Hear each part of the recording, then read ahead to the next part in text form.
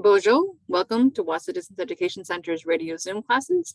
This is MEL3E, grade 11 workplace math, and I'm the teacher, Bronwyn Slate. If you'd like to participate live today, you can call the Wahsa studio at 1-800-465-7144 or 737-4017. You can listen on the radio at 91.9 FM and on the television at Bell Express View channel 972. You are always welcome to join me live through the Zoom link, which is available from me and also your DEC. Our classes are scheduled Monday through Thursday from 9 till 10 in the morning, but this is our last week of our class and it is our last class. So you've made it this far. Hopefully you can pull through to the end. At this point, you definitely should know what you need to submit for marking, but a reminder that tomorrow, June 10th, is the last day to submit your work. So please make sure you are in contact with me if you would like to complete your credit this year. Really, you got to reach out. If I don't know all this already, you got to reach out. You know, the sport questions, the ones with the pencil icon, are not for marking, but practice problems that you decide which ones are best for you to do. And the key questions with the key icon are the ones to submit for marking. So please, key questions, do all the key questions, showing all of your work, your thoughts, and your steps. This way I can really understand what it is that you understand and give you full credit for all of your work. There are 3 methods for submitting your work. The first is to scan it and send it electronically. If you have a smartphone or a smart device, you can use the iPhone Notes app or the Android Google Drive app. Both have scan functions that are fairly straightforward to use, so feel free to use that. Then you can send it to me through email to studentwork@nnec.on.ca and CC it to bronwyn.slate@nnec.on.ca. Or you can also send it to me through Facebook Messenger at bslatewasa. The second method is to drop your work off in Sioux Lookout. We have an outdoor mailbox at 74 Front Street. We're the bright red building next to the post office, and we have a small white mailbox next to our side entrance. The third method is to hand your work into your DEC. Then your DEC can send your work through the express or fax it to 807-737-1732 or toll-free fax to 1-800-463-7852. You can connect with me through social media. My Facebook and my YouTube are both under the name bslatewasa. So you can find me there. All of our radio Zoom classes will be uploaded or have been uploaded to YouTube. So you can find them there to rewatch or to watch for the first time if you missed a class. There are also short videos that explain common errors and confusing concepts if you would like to tap into those as well. Math is incredibly visual, so getting the full experience is by listening and watching. They go hand in hand in order to set you up for success. So please access the videos either by joining me live through Zoom or by watching the replays on YouTube. If that isn't possible, at this point, you can't really ask me to send you the videos as your work is due tomorrow, but in the future, if you'd like to, reach out and we can set you up. If you have any questions or concerns, please reach out and contact me. My email address is bronwyn.slate@nnec.on.ca. My Facebook, as I said, is bslatewasa. Call me at the office at 807-737-1488, extension 2209, or toll free 1-800-667-3703. Tomorrow, June 10th, is the last day to submit work for this term. I will not be marking over the summer. I do not know if there is a person who has been hired to mark the math courses and science courses over the summer. So at this point, as far as I know, if you are working on something, hold on to your work and then re-register for the fall. But things are a little bit up in the air this year, so I'm not exactly sure what the process is. Reach out and we can try to find out if you are interested in continuing courses. Okay, so today we're reviewing Unit 4, our last unit. But let's do our last brain activation, our last mental math.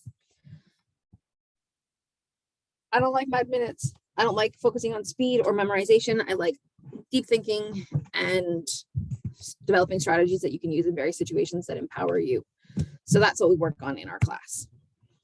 We're going to do 63 divided by 7 using the strategy of shared groups.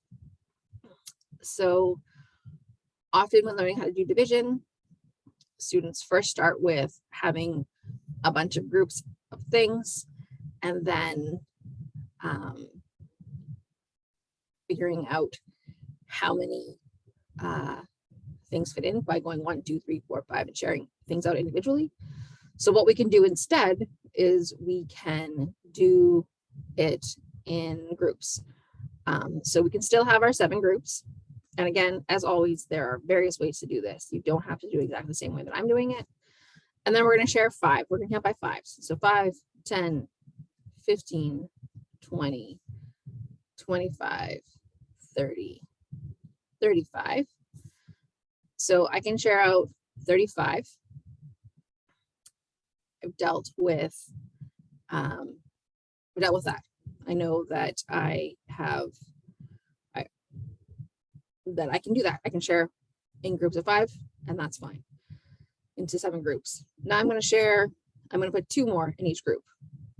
So I'm doing 2, 4, 6, 8, 10, 12, 14, sorry. So I've shared out 49 things. So I still have more things that I could do. I can share 1, or I could share 2. I could see if 3 works. I'm going to share another 2. So I'm going to count 2, 4, 6, 8, 10, 12, 14. And I sort of have this running tally over here where I'm adding them up, but I also could have done it like this. I could have counted 5, 10, 15, 20, 25, 30, 35, and then 37, 39, 41, 43, 45, 47, 49, then 51, 53, 55, 57, 59, 61, 63. So you could count up by those groups, even though we're not counting consistently by the same amount, that still works. And we got to 63, which is where we want it to be. So we divided 63 into 7 groups, and in each group there is 5 plus 2 plus 2, which is 9. So 63 divided by 7 is 9, and that's another strategy for doing division. All right, so what is our final assessment going to look like, which you do need to complete? It is not an exam, but a culminating assignment. So something that you can take home and work on your own time. It covers all of the 20 lessons. So you do need to complete all of the work, but it is open book. So you have access to your assignments, to the YouTube videos, to the IL booklet, to the Desmos calculators if you want to use calculator online, and also to Google Maps. So you can access other things as well, but those are the things that we've used that you can use. It is not timed, but it will have a deadline. So the deadline technically is tomorrow, June 10th. If you've been in communication with me, I am willing to extend that to next week if need be, but you got to communicate with me. The structure is likely unfamiliar as it is not just answering questions directly. You need to do some thinking and application of our strategies and of your understanding. So it might engage your brain in a slightly different way. Okay, let's look at our last 5 lessons. Number 16, vehicle costs. So we know that whenever you buy a vehicle, yes, there is the cost of the vehicle, which we talked about in previous lessons, but then there's the expenses of running a vehicle. So you need to pay insurance, you need to pay the car payments, but then you also need to do oil changes with oil filters, tires, registration, gasoline, oil, wiper fluid. Those are things that you just constantly need to put in, air filters, and then any replacements of parts or repairs. Some of these costs are monthly, others are yearly. Some things you do every year, some things you might do every couple of years, some things you need to do every month. Then we have fuel efficiency. So this is also a cost in terms of how fuel efficiency refers to how far you can travel on a certain amount of fuel. So something being fuel efficient means that it's good at traveling longer distances on a smaller amount of fuel. So basically anything listed less than 6 liters per 100 kilometers or more than 16.5 kilometers per 1 liter is considered to be pretty good fuel efficiency. In Canada, we do this by liters by 100 kilometers, but in the States, they do this by miles per gallon. I don't know about other places in the world. In Canada, all over the world, gas prices are rising significantly. So having a vehicle that is fuel efficient means that you'll be having to spend less money to travel the same distance. Currently, in my household, we own a van and a small car, and so we are consciously choosing, though the van is a little bit more comfortable as it is larger. It costs significantly more to put gas in it. So with the rising cost of gas, we are choosing to use the car more frequently for longer trips than we used to, because it's just more cost efficient. Okay, so let's look at the support questions. On page 4, number 1, the following are car expenses for Kristen. The following are car expenses that Kristen incurred for 1 year. So $41.56 in oil, $48 in wiper fluid, $1,129.43 in insurance, $175 a month for gas, $12 for an air filter, $327.18 for a monthly car payment. The total that she drove in that year was 21,395 kilometers. So how much did Kristen spend on her car in 1 year? So most people just want to add all these up, which, yes, we do need to add them all up. But first, we need to convert our monthly costs to yearly. We have 2 costs that are monthly. They're only counting for 1 month. So we need to multiply them by 12. So for gas, we have $175 times 12 equals something. And for car payments, we have $327.18 times 12. So we need to figure out what those are for our yearly costs. So going to our calculator, 175 times 12 is 2,100. And 327.18 times 12 is equal to $3,926.16. So then we're going to add all of these plus the yearly costs that we just calculated. So I'm not writing them out to save time, but I am putting them all into my calculator. So you need to make sure when you're doing this that you know if you're talking about yearly costs or monthly costs and what you're trying to figure out. So see, I just put 175 for my yearly gas costs, which is not true. So I had to erase that and put in the 2,100, which is going to be the yearly cost that we put into gas. So mistakes happen. You just got to be paying attention and catch them. So yearly, it costs Kristen $7,257.15.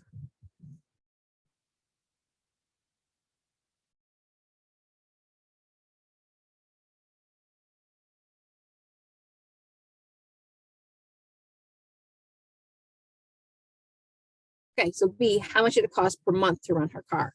So for this, it is best to find your yearly cost and then divide that by 12.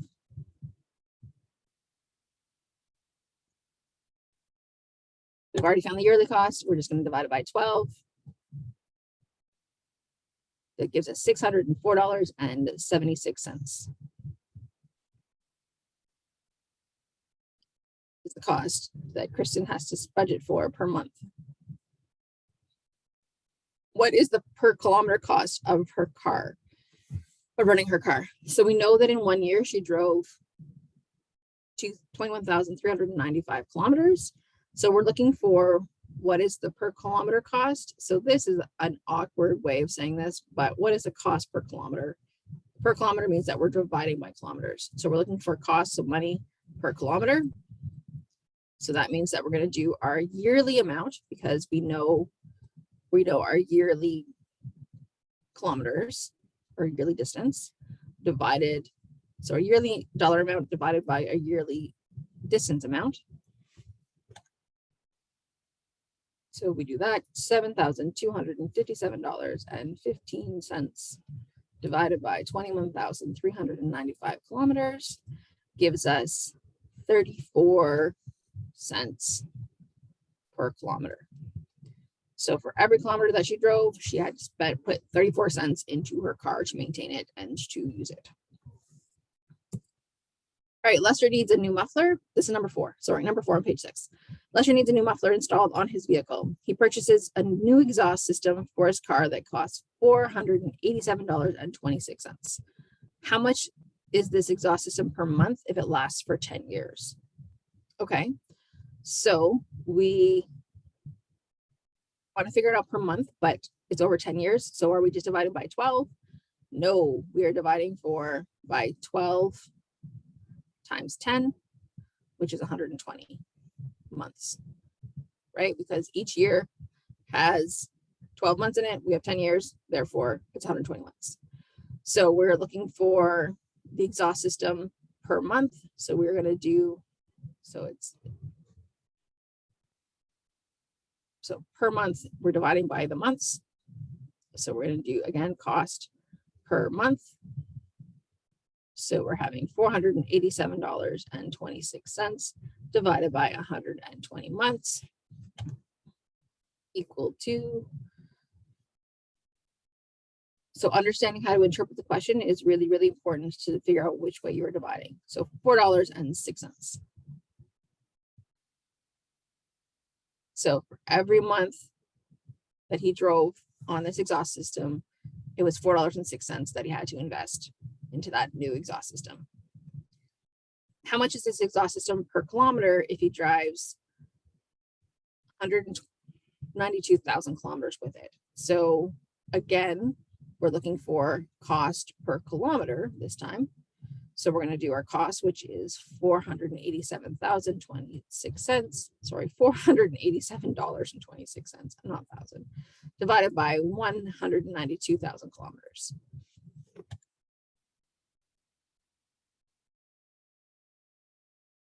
So again, we are just dividing that.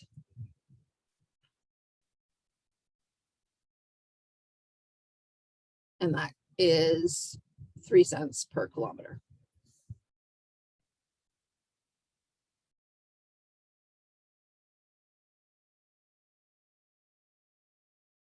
And that's how we do those questions.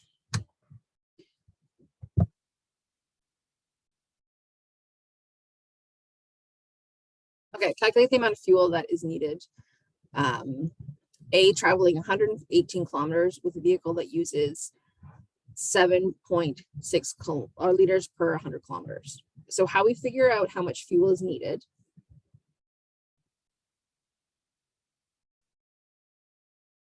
is we do our traveling distance, 118 kilometers, times 7.6 liters per 100 kilometers. So if you remember about units, because we are timing something by kilometers and dividing it by kilometers, those units are going to cancel off, which means that we're just left with liters. So that can be one way that it can help you make sure that you're doing the right thing. And then we just calculate that. So we have 418 times 7.6 divided by 100 is 31.77 liters. So 31.8 liters of fuel are needed for that vehicle to drive that distance. So the same for this, the second one. I'm not going to do it just to take time. So we're going to do a cost of fuel question. So we're going to do B. So if it's 61 liters at a cost of $1.03 per liter, so the same way we do 61 liters times $1.03 per liter, right? So the liters cancel off. We are left with just dollars. So we're doing 61 times 1.03 equals $62.83. That's how much it would cost to buy that much fuel, 61 liters of fuel. Okay, so the next one's where that last one we're going to skip just for time. So lesson 17, we're going to look at traveling distances. So we did this in two ways. We estimated distances on maps. So we talked about how our distances generally are not in a straight line. So sometimes we need to estimate to figure out how far it is between the two places. And there's a scale on a map. When you're looking at a paper map, or even if you're looking at a digital map, they generally will still have a scale that shows you what area is being represented. So the distance represented on the map in relation to real life distance. So this is really helpful if we're calculating or estimating distances. So if we are doing this, there are 5 steps to figure out this distance. So you measure the scale on the map and write it as a ratio. So saying that 1 centimeter equals 100 kilometers or whatever it is. Then you use a ruler to measure the distance from the two places that you are traveling, that you're interested in. And generally you measure straight-ish distances. So if there's a big curve, then you measure to the curve and then from the curve.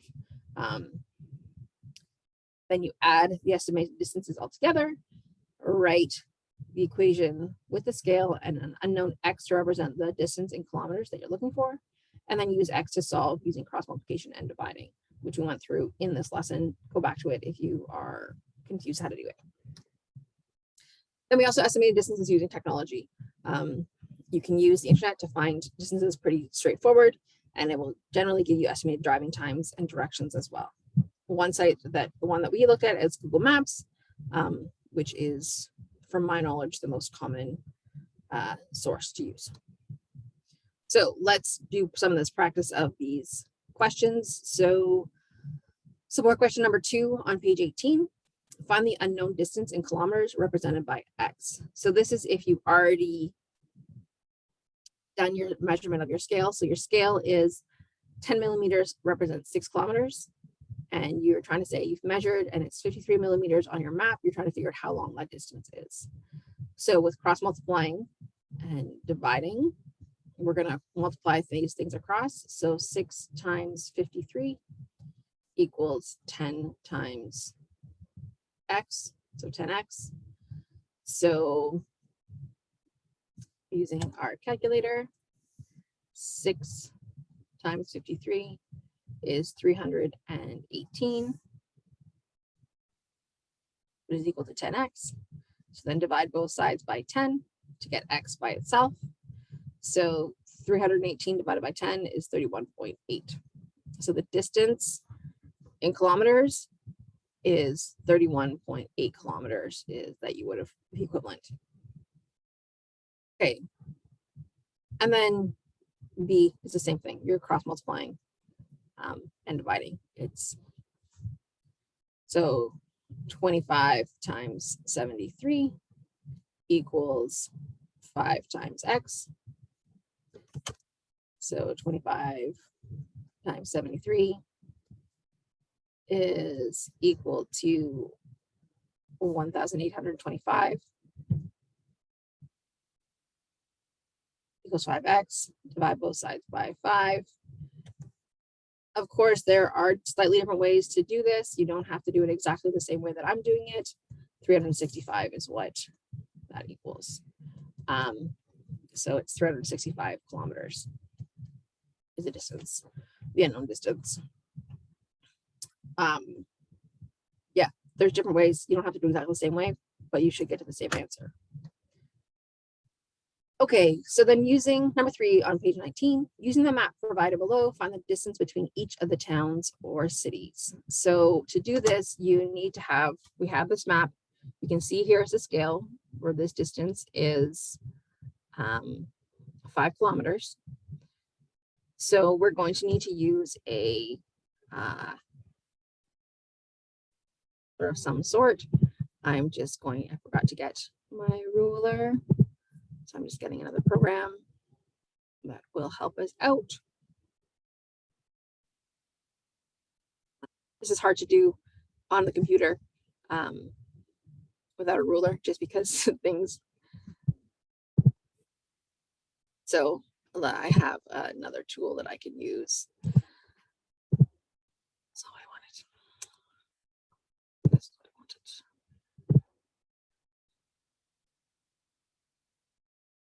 Here we go. So I've got my ruler. I'm gonna make it smaller. It is okay that this is not exactly, because I'm using a digital ruler, it's okay the fact that I can make it smaller.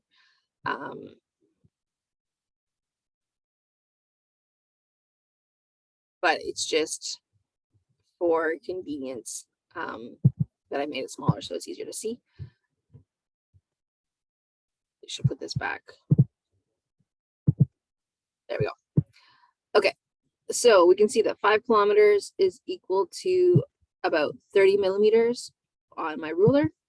So that is my scale. So 5 kilometers equals 30 millimeters. And then I'm going to use my ruler, and it says from Pickering to Oshawa. So I have to find where Pickering is.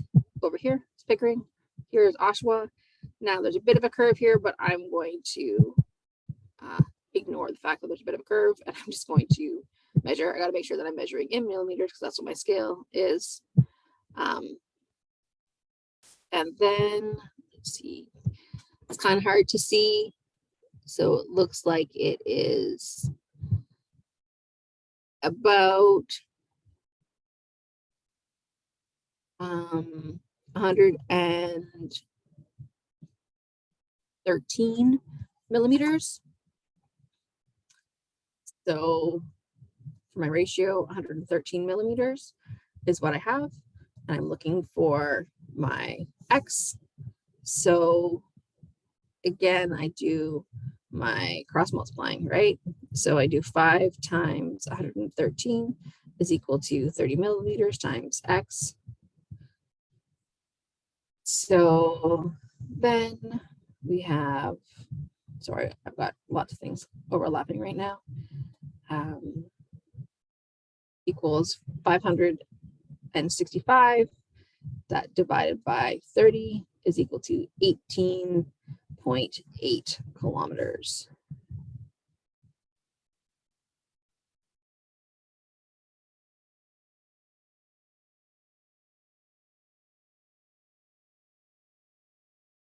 So that is the distance from Pickering to Oshawa is about 18.3 kilometers.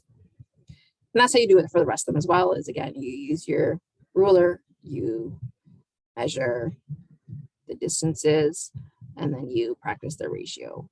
I'm not going to do more just because it's a bit of a time, it takes a bit of time to do it. So, but you can see that you just take, these are fairly straight distances. If, I'm trying to look to see if there's one. So from Oshawa to Hampton, so here we wouldn't just measure from Oshawa to Hampton straight across, like as the crow flies, as the bird flies, as they say, because that doesn't make sense. There's not a road that goes like that. So you'd have to measure in parts. So you'd measure sort of this distance from here to here, and then you would measure this distance because that's a pretty big curve going down, and then you would measure this distance to get here, and then you would measure up from the highway to Hampton. Or you could go a different way. You could go up and over. That could be fine too. You could measure up straight from here and then go straight across. Both ways would be fine. So that's how you use a ruler and a scale to measure distances.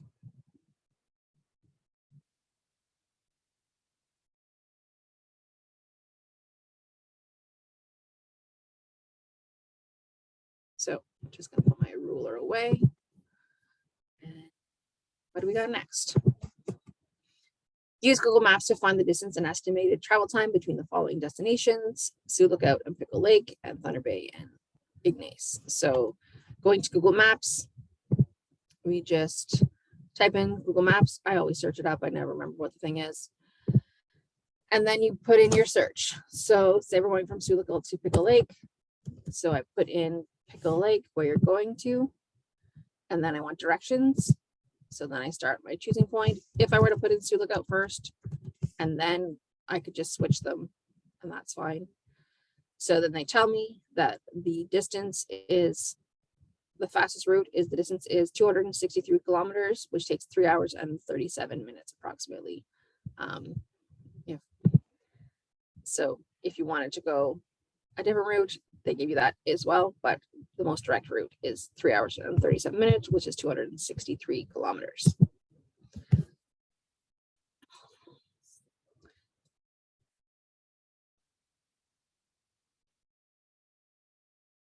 And that's how you use Google Maps.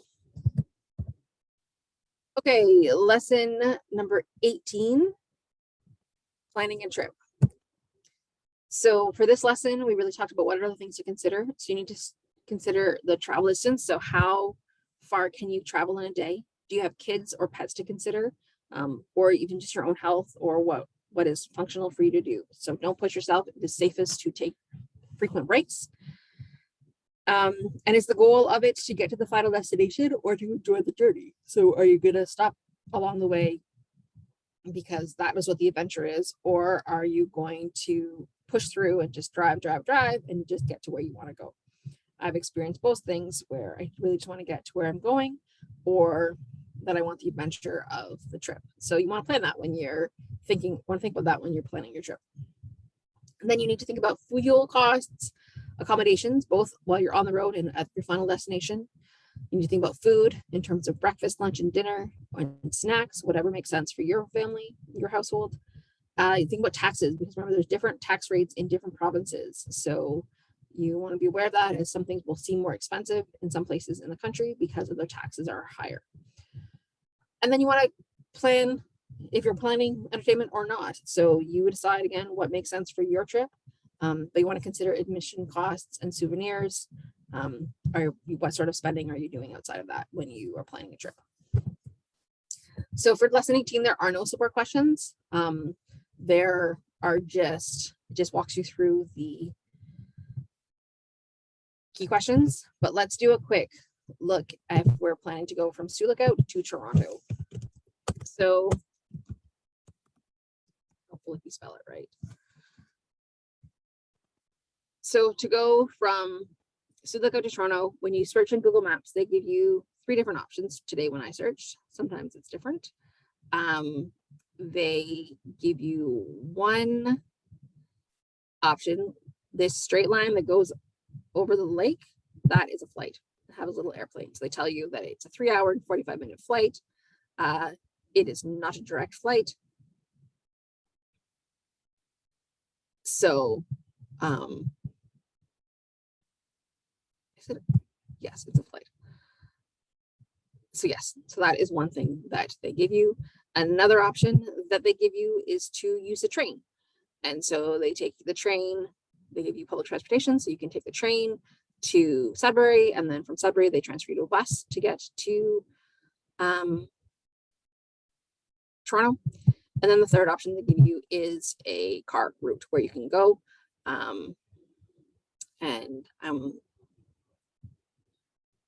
Yeah, so there are different cars. So you can select, like, you can say you're driving and then that you're not going to fly or take the train. And then they just show you that option, which then you can also alter if you wanted to go the north route. You can do that. If you want to go through the States, you could do that too. They tell you the different routes. This one, how do you go over the water? It includes a ferry. So it tells you this route includes a ferry. So I'm assuming that the ferry is here through Lake Michigan, because that is going straight across the water. Anyway, so you have that option to like tweak what your route is.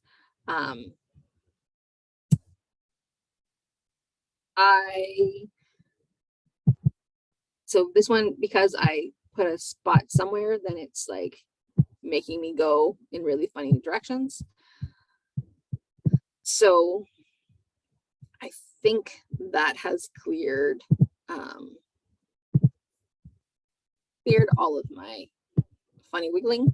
And then you can also add your destinations. So if there's somewhere so you think you're going to stay in Wawa, which is often where we stay, you want to make sure that you move your destinations. So from Sioux Lookout to Wawa, then to Toronto, because otherwise you're going all the way to Toronto and then back to Wawa is what it's planning. So it has done that now that I've put in my different locations. I'm starting in Sioux Lookout, going to Wawa, then going to Toronto. It's telling me that it's 18 hours and 43 minutes of driving time, which is straight driving time. So that's 1,774 kilometers. I've driven this route a fair number of times. It always takes me longer than 18 hours and 43 minutes. Then here it can tell you the details. So it says, one, your destination is in a different time zone because the time zone changes from Northwestern Ontario to Southern Ontario. And this route has tolls. There are tolls down here. So if you don't want tolls, you can avoid tolls, and then it's going to give you a slightly different route. The tolls really is just down inside of Toronto, so it's fairly simple. It doesn't really change anything if you avoid the tolls. If you want to avoid highways, you can do that, and then there it puts you on a different route that is a bit longer and it's going to take you a bit more time. And then you can then you break down and it shows you the different pieces. So it tells you from your stops from Sioux Lookout to Wawa, it tells you how long it's going to take you and the distance. So it's 9 hours and 12 minutes, and it's going to take you 851 kilometers to get from between those two places. And then to go from Wawa to Toronto, it's 9 hours and 32 minutes, which is 920 kilometers. So it shows you that information for general planning as well. So that's how you can use Google Maps to sort of plan. You can, of course, do more stops along the way and get more information. You can zoom in and get more information about where places are. If you're like, that driving 9 hours, 2 days in a row just seems like too much, and you want to decide to stop somewhere else, zooming in can sometimes give you some options, and you can then add that into your list. So, or if you're just like, if you're looking down, you're like, oh, I don't actually want to come in through Western Toronto. I'm actually going to Toronto, but I'm actually going to Scarborough. Then you can change that so that you don't have to drive through Mississauga to get and Etobicoke to get to Scarborough, which doesn't make any sense if you know anything about Toronto. So that you'd be like, oh no, I actually want to go over here or whatever. You don't want to. You decide. So there's lots of flexibility that you can do within Google Maps, which is pretty great. Okay, so now let's look at lesson 19, reading charts and schedules. So here we looked at buses, trains, and planes. It's really, really important to be able to understand the charts and schedules when you are traveling by these methods, because they are how they communicate information. So they communicate the costs as well as your time travels and where you need to be for things. So it's essential in order to be successful in traveling in these distances that you are able to understand these charts. So things to consider while you're looking at these charts and schedules is that the departure times and arrival times may be in the 24-hour clock. So you may see things like 15:35, and that is 3:35. So you need to be able to convert from the 24-hour clock to what makes sense to you. The times are based in local time zones. So if you are crossing time zones, which could be, there's lots of time zones in Canada, that just is your duration might seem weird based on how far we're going. I was just speaking with someone about who was in Thunder Bay last week, who was saying that flying from Thunder Bay and to Dryden, and it's a 45-minute flight, so he would arrive back in time. So like he would leave at 10 o'clock and he'd arrive at 9:45 because the time change from between Thunder Bay and Dryden is an hour and the flight is only 45 minutes. So that's just, things that seem weird to pay attention to. The prices are maybe per person, or they could be for the whole trip. They could just be per one way. They could have additional fees. So that's all things to be paying attention to. There are taxes based on the local province or territory. So your price might seem more expensive going from one direction to the other direction because if the taxes are different in the province. And then be cautious of stops and transfers and layovers, as that might add to the complexity of your trip. So you just want to be conscious of it and be able to make those decisions for yourself. So let's look at support questions on number 1 on page 36. So use the schedule below to answer the following questions. What is the departure time from Oshawa and arrival time in Toronto on July 27th, 2005? I know these are old. Okay, so 1, we're talking about via rail, and looks like I'm looking at this and I'm like, what is going on? Why are we? So it's like, so really what we're doing is the whole trip is that we're going from Oshawa to Winnipeg. But first we have to go from Oshawa to Toronto and then from Toronto to Winnipeg on the train. So I was really confused. And I'm like, well, we're going from Oshawa to Toronto. Why is it talking about Winnipeg? Because really we're going to Winnipeg. We're going from Oshawa to Winnipeg, but we have to stop and transfer in Toronto. So the departure time from Oshawa is 16:11. So 16:11, which is 4:11 p.m. Here, so that's when we're departure time. So the arrival time in Toronto, we look, it arrives at 16:46. So that's 4:46 that arrives in Toronto. B, what is the departure time from Toronto and arrival time in Winnipeg on July 27th, 2005? So we are looking at we're departing Toronto at 9.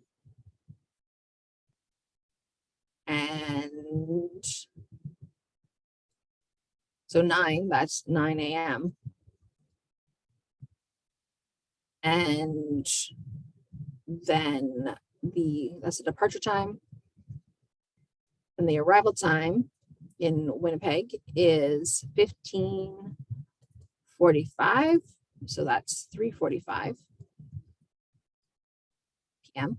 And then if we see here, it says on July 29th, which is because it takes 2 days to get there on the train. I'm super confused because we're going from Oshawa to Winnipeg, but the train from Oshawa to Toronto departs after the train from Winnipeg departs. So I don't get how we can do that unless this is talking about a departure time on July 28th, but it doesn't tell us that we need to stay overnight in Toronto. So this seems really confusing to me, but that's the answer to the question.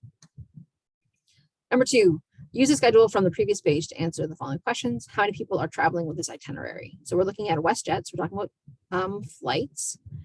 And again, when I was looking at this, I was like, I can't tell. It doesn't tell me. I'm guessing 1 person from the rate, but this is the chart that's on the previous page and I can't tell. So that didn't seem super helpful. Again, these things I need to update. What is the total cost of the trip? So if they are choosing between these fares, again, for 214 seems to be the ones that are being indicated. I must be looking at the wrong chart. I'm going to skip this one. I feel like it just doesn't make sense. Number 3, use the schedule chart below to answer the following questions. How many buses leave Montreal from Toronto? So we're looking at the Greyhound buses from Toronto to Montreal. We look and we see, okay, so we have a 12:01 a.m., 7 a.m., 9:30 a.m., 11:30 a.m., 2:30 p.m., 4:30 p.m., 6:30 p.m. So that looks like these are all leaving on the same day. 1, 2, 3, 4, 5, 6, 7. So there are 7 buses that leave. Which bus schedule is the quickest? So we're going to look at duration. So we have 8 hours, 8 hours, 7 hours. So this one's looking pretty good. 8 hours, 7 hours, 7 hours, 10 hours. So we're looking at the 7-hour ones. So there's 2 that leave for that take 7 hours and 50 minutes. So the bus numbers are 6210 and 6212 are the 2 buses that are the fastest. How much is saved if the ticket is purchased 7 days in advance instead of as a walk-up standard. So we look up here at the fares. So if you buy it 7 days in advance, it is $43.90, whereas if you buy it the same day, it's $85.75. So we do $85.75 takeaway, $43.90, and that would be how much you're saving. Why is there a 1 in the transfer column? So that would tell me that there's 1 transfer. My guess is that you'd be transferring in Ottawa. I could be wrong, but so that means that there's 1 transfer that you need to do. All right, and our last lesson, lesson number 20, comparing modes of transportation. So a car versus public transportation is what we looked at first. So if you have access to public transportation, there are many benefits. If you are visiting a place with public transportation, as in Northwestern Ontario, we don't have public transportation other than in Thunder Bay, as far as I know. So the internet really gives you lots of information. We went in detail. We went through looking at the Thunder Bay system, the Winnipeg system, and the Toronto system, just to sort of give a variety of experiences. Things to be conscious of are the cost of the fare, so how much it costs to travel on the bus or on the public transportation.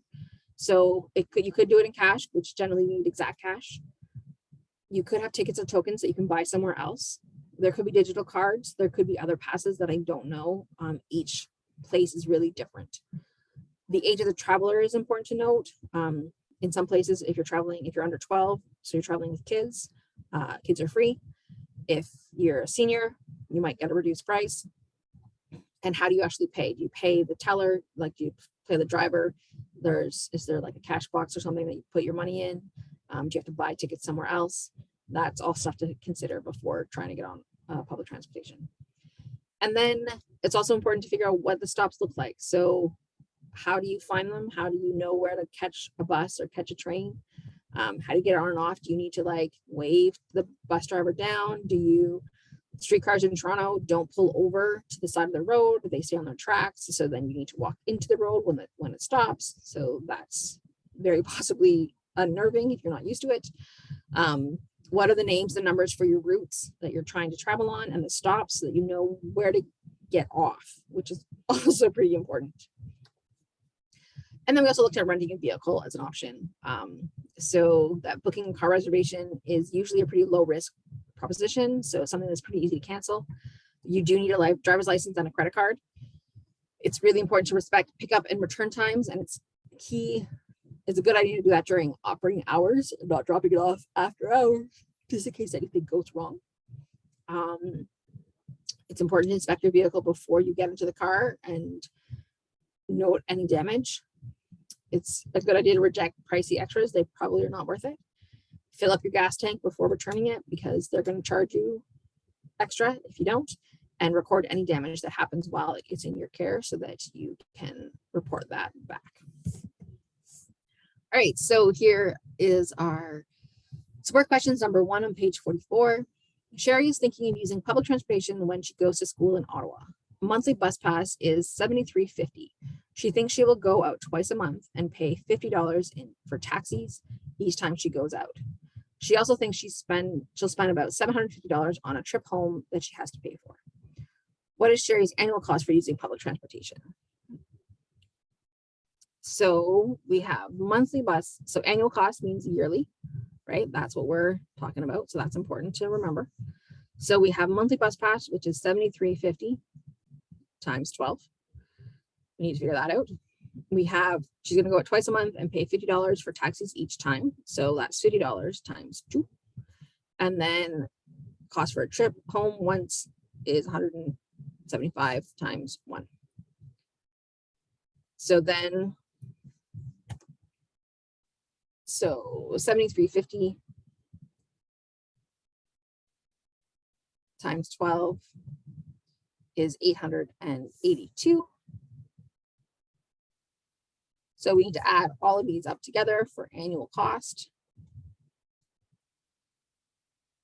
So 882 plus 100 plus 750 is equal to $1,732. So that is her annual cost in public transportation. So what is her monthly cost? So we're going to take our annual cost and we're going to divide it by 12 because yeah, she's not traveling every month home to pay that big chunk, but she wants to save for it. You want to budget. So $144.33. If she budgets $144.33 every month for her traveling costs, then she'll be able to cover her costs for the year. Number 2, Wally sees a third option for renting a car at the airport, national car rental. I tell you the cost of renting this vehicle for 7 days if he drives 400 kilometers. So it's a Suzuki Swift and it's $38.99.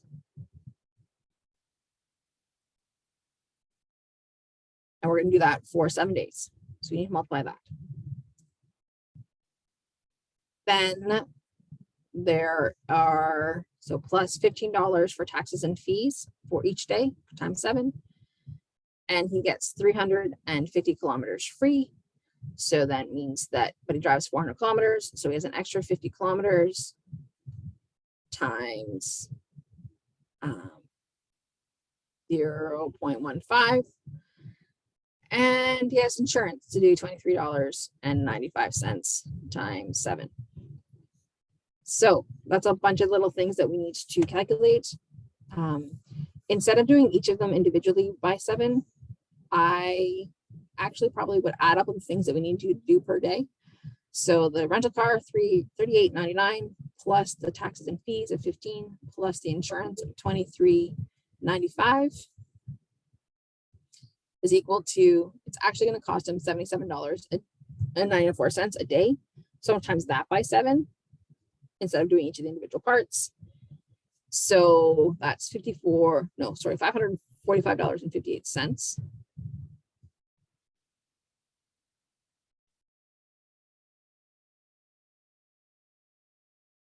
So plus the overage charge for kilometers. So 50 kilometers times 15 cents, $7.50. So in total, it's going to be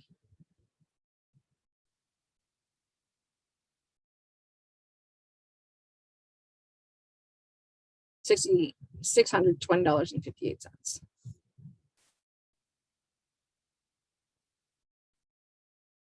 So you can do it out separately or you can do it all together. Which of the 3 car rentals is the best option?